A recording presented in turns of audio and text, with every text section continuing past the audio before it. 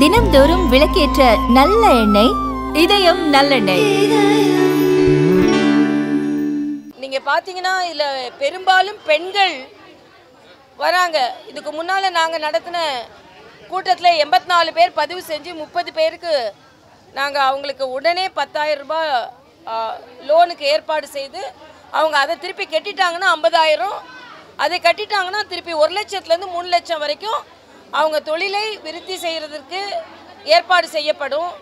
இதை பற்றிய விழிப்புணர்வு மக்களுக்கு பெரிதாக இல்லை. அதனால் நாங்கள் தொடர்ந்து இந்த விழிப்புணர்வை ஏற்படுத்துவது மட்டுமில்லாமல் அவங்களுக்கு உடனேயே அங்கேயே அவங்களுக்கு வங்கியிலிருந்து அனுமதி கடிதம், லோன் அனுமதி கடிதம் வாங்கி கொடுக்குறோம். அதற்கு எங்கள் கூட வந்து பணியாற்றி கொண்டிருக்கின்ற வங்கி ஊழியர்களுக்கும் நிர்வாகத்தினருக்கும் எனது நன்றியை நான் தெரிவித்துக் கொள்கிறேன். இது இந்த பகுதியில் நடக்கின்ற 2வது முகாம். இதுக்கு முழுமையாக நாங்கள் முயற்சி செய்கிறோம். தனிப்பட்ட முறையில் இதற்கு நான் கவனம் செலுத்தி இந்த முகாம்களை நடத்துவதற்கு ஏற்பாடு செய்து கொண்டிருக்கிறோம். கட்சியை சார்ந்தவர்கள் எல்லோரும் இதற்கு உறுதுணையாக இருந்து கொண்டிருக்கிறார்கள். இன்றைய காலகட்டத்தில் பெண்களுக்கு அவர்களை தொழில் முனைவோர்களாக மாற்றி அவர்களை லட்சாதிபதியாக்குவது தான் நமது நோக்கம். அதனால்தான் பீகாரில் நாம் வெறும் அவர்களை வந்து ஏதாவது கொடுத்துட்டு நீங்கள் 1000 ரூபாய் வாங்குறவங்க தானே, நீங்கள் மேக்கப் போடுறீங்க, நீங்கள் ஓசி பஸ்ஸில் தானே ஏறுறீங்க அப்படின்னு சில திட்டங்களை கொடுத்து விட்டு திமுகவை சார்ந்தவர்கள் அவர்களை கேலியும் கிண்டலும் செய்கிறாங்க. ஆனால் நாம் அப்படி இல்லை. அவர்களை முழுவதுமாக முன்னேற்றி பொருளாதாரத்தில் வல்லுநர்களாக மாற்ற வேண்டும். அதே நேரத்தில் அவர்களுக்கு கிடைக்க வேண்டிய உதவிகள் எல்லாம் கிடைக்க வேண்டும் என்பது தான் நான் எனது கருத்தை இங்கே பதிவு செய்கிறேன். அதே மாதிரி தொடர்ந்து இந்த எஸ்ஐஆர் என்கின்ற நமது வாக்காளர் தீவிர சீர்திருத்த இந்த இயக்கத்திற்கு எதிர்கட்சிகள், குறிப்பாக திராவிட முன்னேற்ற கழகத்தை சார்ந்த கட்சிகள் தான் எதிர்த்து கொண்டார்கள். இன்றைக்கி நான் வரும்போது தம்பி விஜய் அவர்களின் கட்சி 16ஆம் தேதி இதற்கு எதிர்த்து ஆர்ப்பாட்டம் செய்ய போகிறார்கள் என்று அறிவித்திருக்கிறார்கள். இது வேண்டாத ஒன்று. என்ன கேட்டால் அதே மாதிரி ஒவ்வொரு கட்சியை காங்கிரஸ் தனியாக போராட்டம் அறிவிக்கிறாங்க. இந்த எஸ்ஐஆரை எதிர்த்து போராடுவதற்கு பதிலாக உங்களோட BLA 2 தான் அவங்க கூட பணியாற்ற போகிறாங்க. உங்களோட தொண்டர்கள் தான் பணியாற்ற போகிறாங்க. எங்கள் கட்சியை சார்ந்த தொண்டர்கள் எல்லாம் தேர்தல் ஆணையத்திற்கு உதவியாக எல்லாம் திராவிட முன்னேற்ற கழகத்தை சார்ந்த தொண்டர்களும் எல்லாரும் தான் BLA 2ன்னு பணியாற்ற போகிறாங்க. ஆக வெளிப்படையாக பணியாற்றுகிற இதற்கு எதிர்க்க நீங்கள் ஆர்ப்பாட்டம் செய்கிற சக்தியை, இந்த பணியை துரிதமாக நடத்துவதற்கு நீங்கள் எல்லாம் துணை புரிந்தீர்கள் என்றால் நன்றாக இருக்கும். ஏற்கனவே 6.5 கோடி வாக்காளர்களில் 5.5 கோடி வாக்காளர்களுக்கு அந்த ஃபார்ம் விநியோகிச்சிட்டாங்க. நான் ஏற்கனவே ஒரு கோரிக்கை வச்சேன், வாங்கி வைக்கிறதுக்கு பதிலாக அவங்க இருக்கும்போதே ஃபில் பண்ணி கொடுத்துருங்க, பூர்த்தி செய்து கொடுத்துருங்க அப்படின்னு நான் சொன்னேன். அது சரியாக இருக்கும். அதனால் ஏறக்குறைய 5 கோடி பேருக்கு விநியோகம் செய்யப்பட்டு விட்டது. அவர்களெல்லாம் பூர்த்தி செய்யுங்க, மிக இலகுவாக இருக்குதுன்னு நான் எனது அனுபவத்திலே சொன்னேன். 2 விதம். ஒன்று, ஏற்கனவே எஸ்ஐஆரில் பதிவு செஞ்சவங்க அந்த எண்ணு எல்லாமே வர்றவங்களே வைத்திருக்கிறார்கள். எஸ்ஐஆரில் இதுக்கு முன்னால் பதிவு செய்யாத இளைஞர்கள். ஆக அவங்களது மிக இலகுவாக இருக்குது, எல்லாமே இலகுவாக தான் இருக்குது. அதனால் நான் இன்னைக்கு தம்பி விஜய் அவர்களுக்கு இதை போஸ்ட்டில் அனுப்பலான் இருக்கேன். ஏன்னா இதை படிச்சுட்டு இதில் ஒன்றுமே இல்லை, மக்களுக்காக நம்ம உதவி தான் செய்யணும், ஏன் போராட்டம் செய்யணும்? திமுக தான் போராட்டம் செய்து அரசியலுக்காக. நீங்கள் புது கட்சி, இது உங்களுக்கு இன்னும் உறுதுணையாக இருக்கும். போலி வாக்காளர்கள் இல்லாமல் முதல் தேர்தலை நீங்கள் சந்திக்க போகிறீங்க. இன்றைக்கி பீகாரில் பார்த்தீங்கன்னா ஏன் எல்லாவற்றையும் விட வாக்கு சதவீதம் அதிகரிச்சிருக்கு. பெண்கள் 10% மேலே அதிகமாக ஓட்டு போட்டிருக்காங்க. ஏன்னா போலி வாக்காளர்கள் பூத் கேப்சரிங் பண்ண மாட்டாங்க, கலாட்டா பண்ண மாட்டாங்க. வர்றவங்களாம் நம்மளையா மாதிரி நேர்மையாளர்கள். அதனால் நம்ம தைரியமாக போய் ஓட்டு கேட்க, ஓட்டு போடலான்னு அதிகப்படியாக மக்கள் வந்திருக்கிறார்கள். இன்னொன்று, 65 லட்சம் பேரை நீக்கிட்டாங்க, 65 லட்சம் பேரை நீக்கிட்டாங்கன்னு. எங்கெங்க அவங்கெல்லாம் சாலைக்கு வந்திருப்பாங்க, ரோடுக்கு வந்திருப்பாங்க. எல்லாரும் அமைதியாக இதற்கு முன்னால் இருந்ததை விட 10% அதிகமாக வாக்களித்திருக்கிறார்கள் என்றால் இந்த தேர்தல் ஆணைய நடவடிக்கை மக்களுக்கு நம்பிக்கையை விதைத்திருக்கிறது. அதே நம்பிக்கையோடு தமிழ்நாட்டில் மக்கள் வாக்களிக்க போகிறார்கள். யார் பதறானா முறைகேடாக வாக்குகளை பதிய வைத்து அதன் மூலம் வெற்றி பெறுபவர்கள் தான் பதறுகிறார்கள்.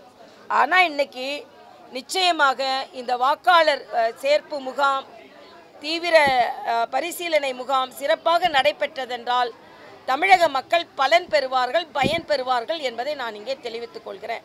இதை வச்சே அரசியல் செய்ய வேண்டாம் என்பது எனது கருத்து. அனுப்பி விடலான் இருக்கேன். ஏன்னா இதில் எல்லாம் தெளிவாக சொல்லிட்டேன். ஏன்னா அவரே ஒரு கேள்வி கேட்டிருந்தாரு, 30 நாட்களுக்குள் எப்படி செய்ய முடியும்னு கேட்டிருந்தாரு. அதே ஒரு தலைப்பாக நான் இதில் வச்சுருக்கேன். 30 நாட்களுக்குள் இதை செய்ய முடியுமா அப்படின்னா, இதை வெற்றிகரமாக செய்கிறது மட்டும் இல்லை, இது எந்தெந்த விதத்தில் மிக சீக்கிரம். இப்போ பார்த்தீங்கன்னா நாம் ஆரம்பித்து ஒரு வாரத்திற்குள்ளேயே 5 கோடி மக்களை ரீச் ஆக்கிட்டாங்க. அவங்கள்ட்ட திருப்பி வாங்க வேண்டியது தான். முதலமைச்சர் சொல்கிற மாதிரி இதில் எந்த சிக்கலுமே இல்லை, தெளிவாக இருக்குது. இன்றைக்கி கூட அவங்க ஒரு விவரமாக வெளியிட்டிருக்காங்க, இவ்வளவு இலகுவாக நாம் பதிவு செய்ய முடியும்னு. ஆக இது ஜனநாயகத்திற்கு தேவையான ஒன்று. இது ஒன்றும் அரசியல் நோட்டீஸ் இல்லை, ஜனநாயகத்திற்கு தேவையான ஒன்று. இதை எதற்கு நீங்கள் உச்சநீதிமன்றம் போகிறீங்க? இதற்கு முன்னால் வழக்காடு மன்றம் போகும்போதெல்லாம் தேர்தல் ஆணையம் எங்களுக்கு இந்த சீர்திருத்தம் தேவை என்று முடிவு செய்தால் அவர்களால் தொடரலாம் என்பதால் இதற்கு முன்னால் வரைக்கும் உயர்நீதிமன்றங்களும் உச்சநீதிமன்றங்களும் சொல்லி இருக்கிறது. அதனால் சும்மா இதை சொல்லாமல் நீங்கள் இரட்டை வேடம் போடுறீங்க. இப்போ உங்கள் தொண்டர்கள்லாம் சாலையில் போய் சேர்க்கறதுக்கு உதவி செஞ்சு கொண்டு தான் இருக்கிறாங்க. அதனால் இது ஒரு ஜனநாயக நடைமுறை. இது சிறப்பாக நடைபெறுவதற்கு கட்சிகள் உதவி செய்ய வேண்டுமே தவிர இதற்காக போராடக்கூடாது என்பது எனது கருத்து.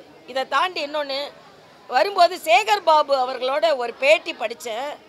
ஏதோ மியூசிக்கல் சேரில் பிஜேபியில் தலைவர்கள் உட்காருவாங்க அப்படின்னு. மியூசிக்கல் சேரில் உட்கார்ந்தாலும் எல்லாருக்கும் வாய்ப்பு கிடைக்கும், யார் வேணாலும். ஏன்னா அது மாதிரி மரியாதைக்குரிய தம்பி அண்ணாமலையை நீக்குனாங்கன்னு சொல்லியிருக்காரு. அப்படி கிடையாது. 3 வருடங்களுக்கு ஒரு முறை எங்கள் கட்சியில் உட்கட்சி தேர்தல் வரும், அதில் தலைவர்கள் நியமிக்கப்படுவார்கள். ஆக அப்படிப்பட்ட உட்கட்சி தேர்தல் வந்த பிறகு தான் தலைவர் மாற்றம் ஏற்பட்டு இருக்கிறது. நீங்கள் மியூசிக்கல் சேரில் கூட எங்கள் கட்சியில் 14 கோடி தொண்டர்கள் இருக்கிறார்கள். தமிழ்நாட்டில் மட்டும் 40 லட்சம் தொண்டர்கள் இருக்கிறார்கள், உறுப்பினர்கள். இதில் யாருக்கு வேணாலும் மியூசிக் சேரில் உட்கார்றதுக்கு வாய்ப்பு கிடைக்கும். ஆனால் நீங்கள் வச்சிருக்கிற மியூசிக்கல் சேரில் அது கலைஞர், அப்புறம் அண்ணன் ஸ்டாலின், அப்புறம் உதயநிதி, அப்புறம் இன்பநிதி, அதுக்கப்புறம் என்ன நிதியோ அவங்களுக்கு மட்டும்தான் மியூசிக்கல் சேரில் உட்கார இடம் கிடைக்கும். எங்கள் அப்படி கிடையாது. அதனால் நீங்கள் கிண்டல் பண்ணலாம். உங்களுக்கு வேணால் ஏடிஎம்கேலேருந்து வந்து மியூசிக்கல் சேரில் உட்கார்றதுக்கு இடம் கிடச்சிருச்சுன்னு இவ்வளோ பேசுகிறீங்க. ஆனால் ஜனநாயக முறைப்படி ஒரு கட்சி நடந்து கொண்டு இருக்கிறது. அதை பற்றி நீங்கள் கவலைப்பட வேண்டாம் என்பதை நான் இங்கே தெரிவித்துக் கொள்கிறேன்.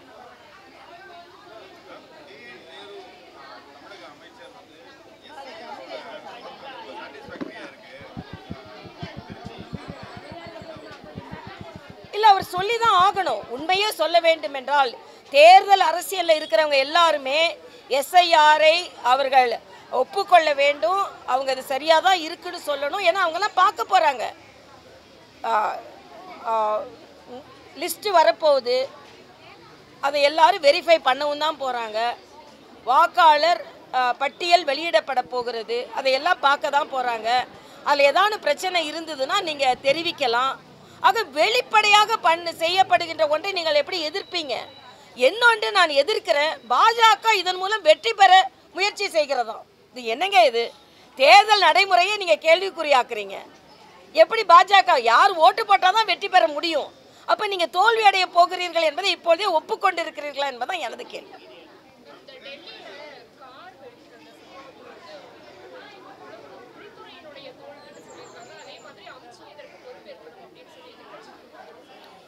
இல்லை, இதில் வந்து நான் உண்மையிலேயே மரியாதைக்குரிய பாரத பிரதமர் அவர்களையும் மரியாதைக்குரிய உள்துறை அமைச்சர் அவர்களையும் நன்றியோடு நான் நினைவு கூறுகிறேன். ஏன்னா இதற்கு முன்னால் அவர்கள் கண்டுபிடித்த அந்த டெட்டனேட்டர்களும் அந்த குண்டுகளும் வெடித்ததென்றால் மிகப்பெரிய ஒரு அச்சத்தையும் மட்டுமல்ல உயிரிழப்பையும் ஏற்படுத்தி இருக்கும். இந்த உயிரிழப்பை யாராலையும் தாங்கிக் கொள்ள முடியாது, மன்னிக்க முடியாது.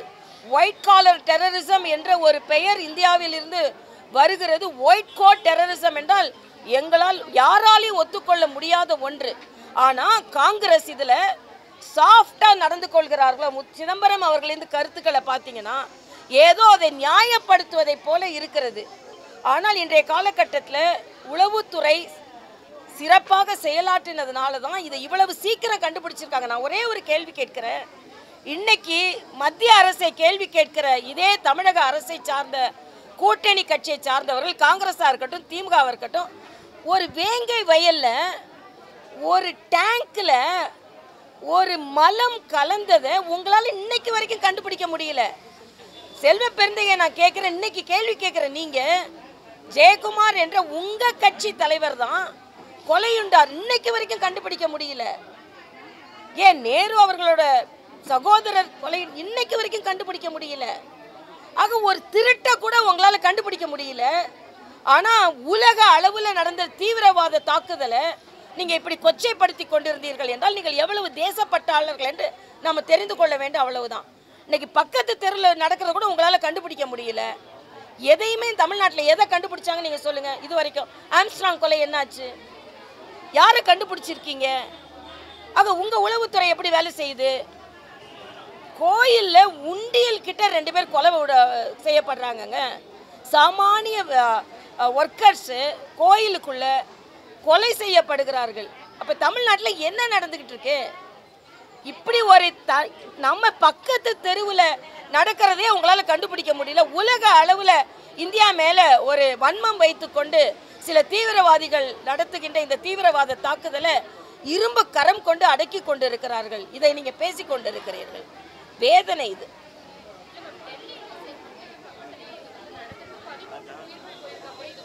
இல்லை இல்லை, இது நான் நியாயப்படுத்தவே இல்லை.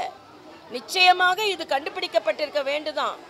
ஆனால் நாம் இந்த நாட்டில் எல்லா விதத்தில் இன்றைக்கி ஒரு குழு அமைச்சிருக்காங்க. இது யாரும் இதை ஒத்துக்கொள்ள மாட்டார்கள். ஆனால் இது எவ்வளோ பெரிய ஒரு இதை விட பயங்கரமான ஒரு குண்டுவெடிப்பு, பயங்கரம், இதெல்லாம் தடுக்கப்பட்டிருக்கிறது என்பதை நான் இங்கே பதிவு செய்கிறேன்.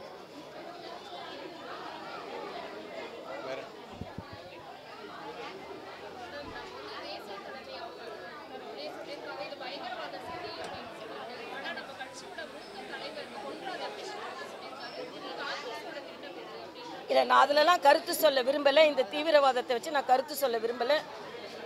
காங்கிரஸ் இதில் சாஃப்டாக நடந்துக்கிறாங்க, டெரரிஸ்ட் மேலே சாஃப்டாக நடந்துக்கிறாங்க.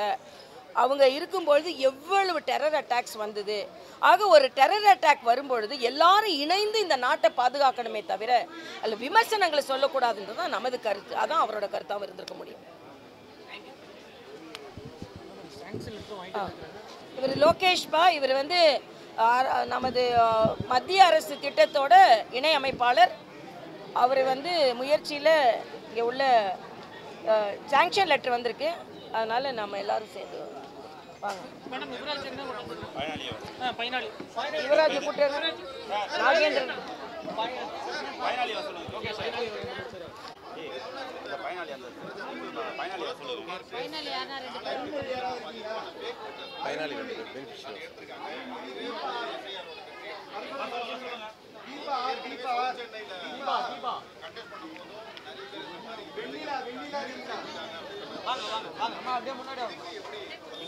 இல்லை எஸ்ஐஆர். நான் அதுக்கு தான் பீகாரை உங்களுக்கு உதாரணம் சொன்னேன். 64 லட்சம் பேரை நீக்கிட்டாங்கன்னு சொன்னாங்க. ஆனால் தென்சென்னையில் போராட்டம் நடந்தது. என்கிட்ட கார்டு இருக்குது, ஆனால் எனக்கு ஓட்டு போட விடலைன்னு. ஆனால் பீகாரில் அப்படிப்பட்ட மக்கள் போராட்டம் ஒன்றும் நடக்கலை. ஏன்னா அதுவே எஸ்ஐஆர் சரியாக நடந்திருக்குன்றது ஒரு உதாரணம். அதே மாதிரி நிச்சயமாக அது முதலமைச்சர் தொகுதின்னு இல்லை, கொளத்தூர்ன்றதில் எந்த ஊராக இருந்தாலும் போலி வாக்காளர்கள் நீக்கப்பட வேண்டும். ஆக நீங்கள் நேர்மையாக தேர்தலை சந்திச்சிங்கன்னா போலி வாக்காளர்கள் நீக்கப்பட்டால் உங்களுக்கு என்னங்க பிரச்சனை? நல்லது தானே. ஆனால் போலி வாக்காளர்கள் மீது நீங்கள் நம்பிக்கை வைத்திருப்பதனால் உங்களுக்கு கவலையாக இருக்கிறது என்பதான் எனது கருத்து.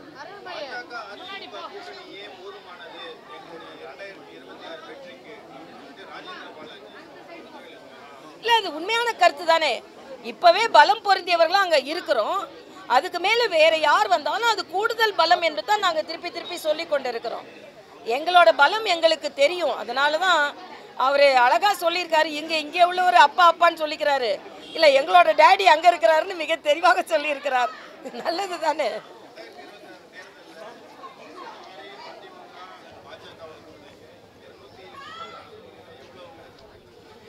இல்லை நான் இப்போ அதை கணிச்சு சொல்லலை. நாங்கள் வந்து ஆட்சி அமைக்கிற அளவுக்கு கிடைக்கும், அறுதி பெரும்பான்மை கிடைக்கிற அளவுக்கு கிடைக்கும். ஏன்னா எங்கள் கூட்டணி ஏற்கனவே பலம் பொருந்திய கூட்டணியாக மாறி இருக்கிறது. மக்கள் இந்த ஆட்சி மீது அதிருப்தியாக இருக்காங்க. இவங்க எந்த போலி வாக்காளர் மீது இவங்க நம்பிக்கை வைத்திருக்கிறாங்களோ அந்த போலி வாக்காளர்களை நீக்கப்பட போகிறாங்க. அதனால் நம்மளை விட்டு போனவங்களாம் நிம்மதியாக இருக்கிறத விட்டுட்டு அவங்கள பிடிச்சி இழுத்துட்டு வந்து வாக்காளர் பட்டியலில் சேர்த்து அவங்களெல்லாம் நிற்க வைப்பாங்க. அதெல்லாம் இல்லாமல் ஏற்கனவே இருப்பவர்களும் நிம்மதியாக இருப்பார்கள், இறந்தவர்களும் நிம்மதியாக இருப்பாங்க. அதனால் நல்லது நடக்க போகுது.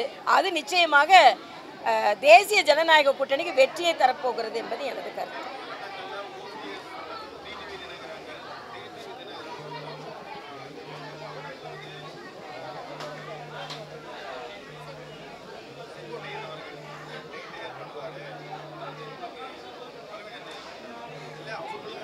இல்லை இந்த நேரத்தில் பொறுத்த மட்டும் தனி நபர்களை விட கட்சி முக்கியம், கூட்டணி முக்கியம், அரசியல் முக்கியம். அந்த தனிநபர்களுக்கும் அந்த கடமை இருக்கிறது. நான் கேட்குறேன், திமுகவை தோற்கடிப்பதற்கான கடமை உங்களுக்கும் தானே இருக்கு. ஆக அந்த கடமை எல்லாருக்கும் இருக்கிறதா என்பதனால கூட்டணி பெரிது, கட்சி பெரிது, தேசம் பெரிது, மாநிலம் பெரிது தனிநபர்களை விட என்பது எனது கருத்து.